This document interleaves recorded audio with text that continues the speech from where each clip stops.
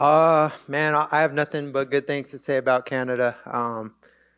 Initially, I wasn't like too pumped about it, but as soon as I flew into this airport and flew into this amazing city and how beautiful it is, it was just a fresh wind, just getting to breathe some good air, and it's like PEDs, if whatever that feels like.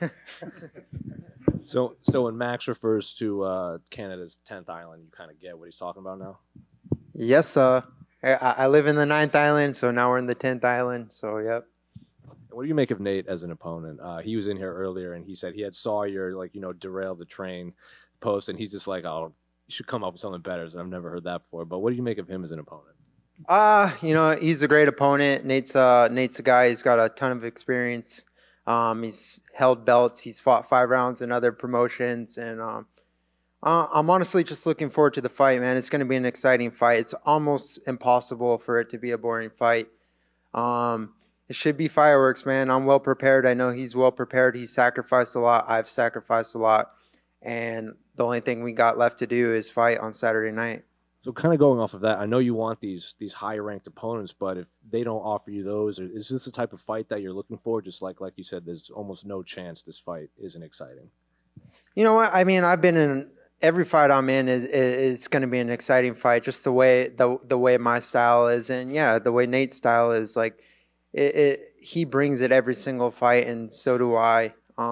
As far as the rankings go right now, like I'm just honestly really trying to go out there and rebuild myself, rebuild my name, rebuild my brand. If I went out and fought number 4 and won, cool, big deal. Like it doesn't really do me anything. It's not going to earn me a title shot right away. I'm all about winning and racking up those wins. I've been on a 6-fight winning streak in the past, and I want to get back to that. I want to get back to just a good long winning streak before I'm fighting the top 5 guys and eventually work my way back up to the belt. And Nate's obviously grown a lot in popularity over his last few. He even said, people are starting to recognize him a lot more. So do you think the hype is justified after watching his last few fights? For sure. Nate, aside from him being my adversary and a guy that I'm going to fight, like, I'm a fan because I'm a fan of the sport. Like, I enjoy watching him fight. He does bring a lot of excitement. He brings excitement on the mic. He cuts promos. He's just fun overall to watch. He'll sacrifice he'll sacrifice even positions and doing stuff just to be entertaining, to entertain the fans, entertain the media, and essentially build his brand. So, yeah, man, Nate's a great opponent, and I'm looking forward to fighting him on Saturday. And the last question for me, I was going through your Instagram, and I think I saw your 2-year-old on a skateboard. You think that's a little too young to be rolling around out there? Nah, I mean, I skated my whole life, and so I'm aware of, his boundaries and what he's kind of capable of, and I'm there for him if he falls, but sometimes kids got to fall too to learn. And yeah, man, it's just Bam's growing, and he's going to be great in whatever he wants to do. Hey, Dan, right here to your left. Just a quick one. I mean, I saw your social media post with the cookie captioned, you might be doing 155. I mean, was that just having fun, or is there a nugget of truth that maybe you would do 155? Yeah, they announced my fight on the broadcast, and it said lightweight bout. And I mean, at that time, I was like, hey, if this is, I actually had to go back and check my bout agreement to make sure. I was like, all right, it's still 145 for sure. But yeah, I just, made some light about it. And, but of course, we sacrifice so much, into the sport, and, it's not fun cutting weight, whether it's 5 pounds, 10 pounds, or 15 pounds. Like, it's never fun. And it's honestly, if 145ers agreed to fight at, whatever their natural weight is, like, it would create more longevity for the sport. I think it would be more entertaining because we would just feel a little more full and have a little more juice and not be cutting down the whole entire camp and dieting just to, make a certain weight class. But at the same time, this whole sport is about discipline, and discipline is where I get a lot of confidence from, and discipline is where,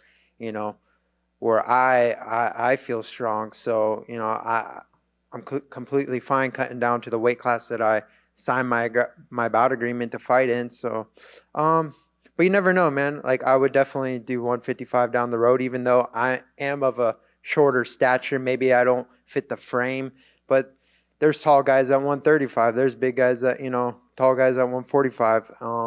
I believe I have the power to transfer over. And I can knock out an 85er if you put me in there, but that's just where we are. Is there a dream fight, something that you would love at 155 if the opportunity arose? Honestly, I've never really thought about it. No, I don't have no dream fight. Fair enough. Dan over here. Not Khabib. Dan, you trained with Jeremy Kennedy, who's from here originally. Did he give you any tips or any, things to kind of know, coming here for the first time? Hey, James. Jeremy. Yeah. Jeremy's, man, he's a great training partner. Great look. He helped me a ton in the going into the Damon Jackson fight. And this fight, he was in Thailand for quite a bit, but he was there in the beginning of camp. I think his wife sent my wife a bunch of like good spots to eat and places to go check out. But man, I just open up my freaking hotel window and that's all I need to be happy. Like it's just to see green and see water, just makes me happy. But definitely I got some places to go check out, after the fight and whatnot. You've never been finished in your career, and Nate's typically a finisher, and you've proven to be durable, throughout your career. I know you don't like to get hit, but how much of an advantage is that's one path to victory that may not happen for him just because you haven't been finished before? I mean, honestly, the way every fighter has to kind of hype themselves up and build themselves up, to like be the guy to do the thing, like, and that's great. Like he needs to have that chip on his shoulder to be the first guy to go out there and try to finish me. But like, yeah, so for me, just that durability is a great, it's not even so much my chin and my head. I think it's my heart and my willpower and my mind that keeps me in the fight, because I've been hit, I've been rocked, I've been shooken up, I've been almost I've almost been choked out in fights. I've been in dangerous situations, but my mind and my willpower is what keeps me going and what drives me. And it comes down to my heart to stay in this fight. Who did you mainly work with this camp as far as training partners? I did a lot of work with Julian Erosa. He was a guy who's been in there with my opponent. I try not to get too technical as far as like having an exact look, but a guy he's been in there with, he's good at, he could give me a look like Nate. He's a little longer, he's dangerous, he's got good knees, good kicks, good chokes. So it keeps me on my toes. But I just try to work with everyone and get the best of everyone. I work with great strikers, great boxers, great wrestlers, great jiu-jitsu guys, and just get looks from every single scenario, so that way I'm well prepared when I fight Nate. You had a huge win in your last fight, and nothing against him at all, but Nate's obviously a pretty popular fighter. People like watching him fight. Do you feel like this could be somewhat of like, not a coming out party because people have seen you fight, but I know you had the losing streak. You've had some tough opponents in that losing streak. Do you feel like this is an opportunity to remind people that you're still a contender in this division? Definitely. I am still a contender in this division, and it's not necessarily a sense to prove to people or prove to the world. It's still proving to myself. I step in here each day to prove to myself that I can be great at something, and that's what it's all about. It's just becoming a better version of me. I was watching an old highlight of myself, like it was like Spencer wrote it, The Rise of Dan Ige. It was a cool video. You guys find it on YouTube. UFC published it, and I was watching it with my son just to kind of explain to him, hey, this is what I'm gonna do. I'm leaving. Dada's going.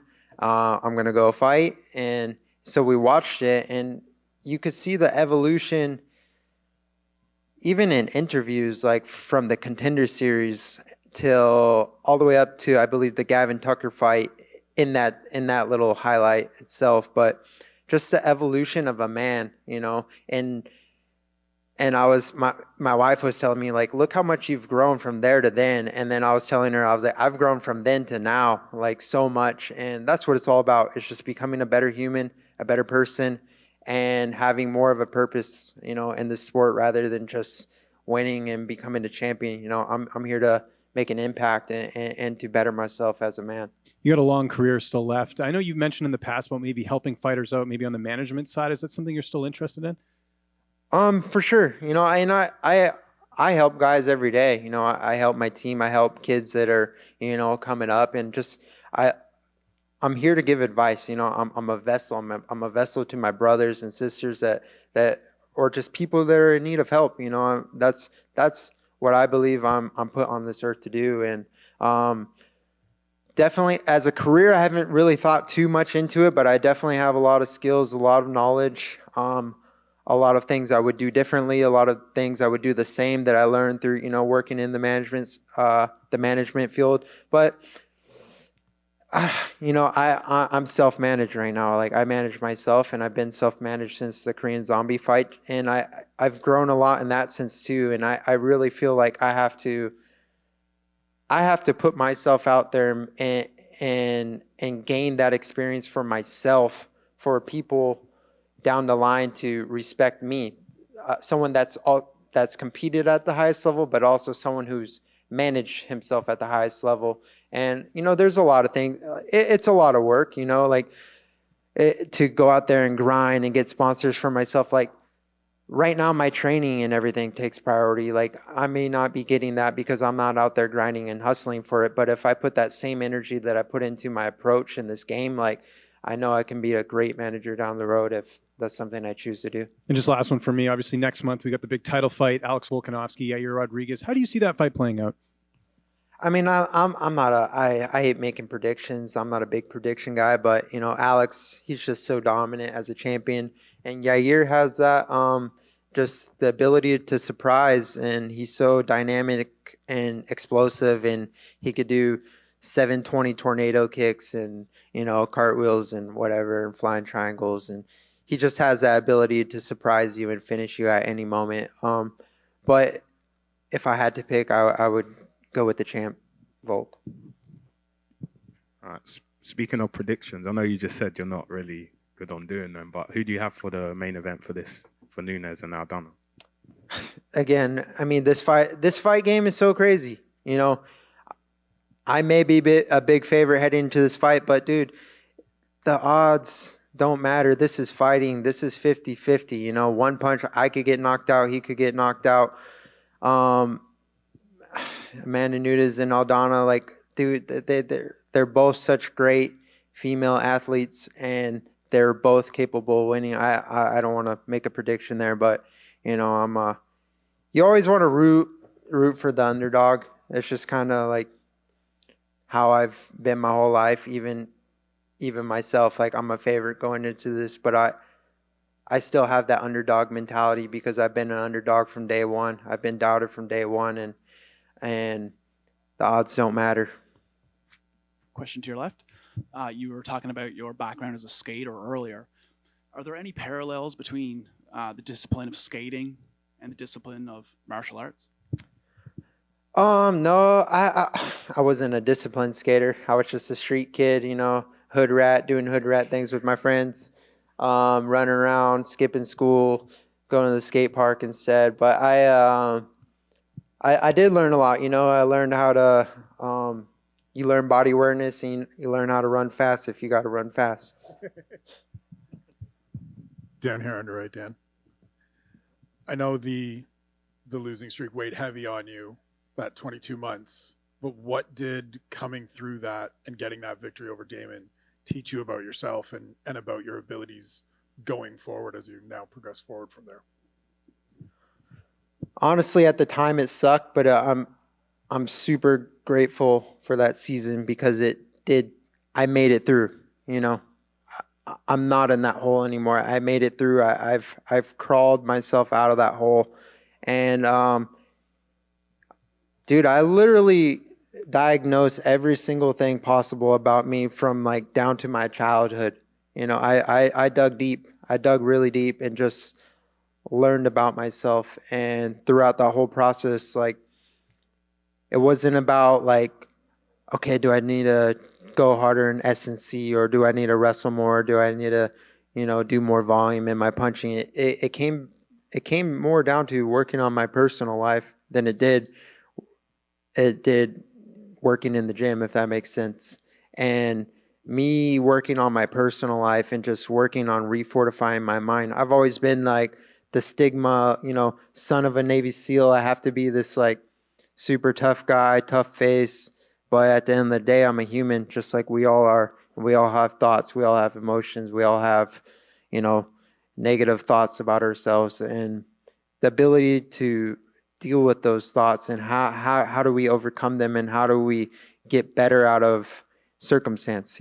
I never let a circumstance define me or who I am, but I always try to make the best out of the circumstance and come out stronger on the other side. So yeah, that 22-month season of losing was hard, especially when everything I do and the amount of time that I sacrifice to this game, not only in training, but sleep, nutrition, recovery, mindful training, doing ice baths, doing sauna, doing red light, doing hyperbaric, doing whatever nutrition I probably already named that. Everything. I tick every box, and to still fall short, you're definitely going to question yourself. Like, am I good? Am I good enough? Can I really do this? But my philosophy is, if you never quit, you're going to win.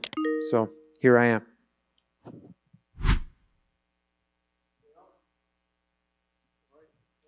Thanks, guys.